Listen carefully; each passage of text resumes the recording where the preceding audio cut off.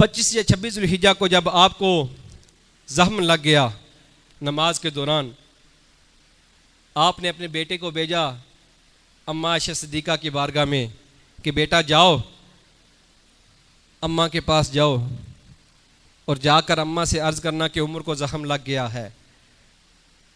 उमर को क्या हुआ? जख्म लग गया है। तो जहाँ पर सरकार दो आलम सल्लल्लाहु अलैहि वसल्लम का रोज़ा पाक है, वो हज़रत अम्मा आयशा सिद्दीक़ा का हुजरा मुबारक था। नबी पाक अलैहिस्सलातु वस्सलाम की कब्र अनवर के साथ सिद्दीक़ अकबर की कब्र मुबारक, उनके साथ जगह खाली थी। वो जगह हज़रत अम्मा आयशा सिद्दीक़ा ने अपने ही रखी हुई थी कि साथ में अब्बा जान भी हैं और साथ में मेरे सरताज भी हैं। अब जब हज़रत उमर फ़ारूक रज़ी अल्लाह तआला अन्हु को जख्म लगा ना, जख्म लग गया, बेटे को भेजा जाओ सईदा के पास, अम्मा आयशा सिद्दीक़ा के पास जाओ, जाके अर्ज़ करना कि अब्बा जान को जख्म लग गया है, पता नहीं कि कब जान जो है वो निकल जाएगी।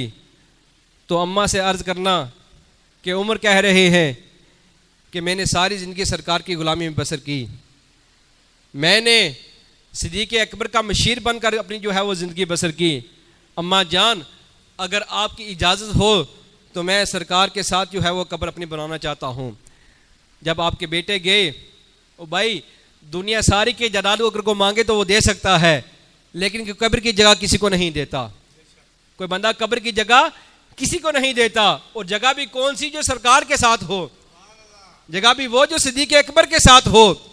अब बेटे गए अब्दुल्ला बिन उमर अम्मा आयशा सिद्दीक़ा के पास, जाके कहने लगे कि अम्मा जान अब्बा जान को जो है वो जख्म लग गया है, जख्म भी बड़ा गहरा है। अब्बा जान ने एक अर्जी पेश की है कि अम्मा जान मैंने सारी ज़िंदगी सरकार की ग़ुलामी में गुजारी है और सारी ज़िंदगी सिद्दीक़ अकबर का मशीर बन के गुजारी है। अम्मा जान अगर आपकी इजाज़त हो तो मैं सरकार के साथ कब्र अनवर के साथ सिद्दीक़ अकबर की कब्र है उसके साथ जो है अगर जगह खाली है, अगर आपकी इजाज़त हो तो मैं वहाँ पे दफन होना चाहता हूँ। तो अम्मा आयशा सिद्दीक़ा ने कहा कि जाओ जाकर उमर से कहो कि तुम अपनी जगह जो है वो कब्र की वहाँ रख लो, और फरमाया कि मुझे जन्नतुल बकी में दफन कर देना। और आपका प्यार कितना इमाम हसन और इमाम हुसैन के साथ।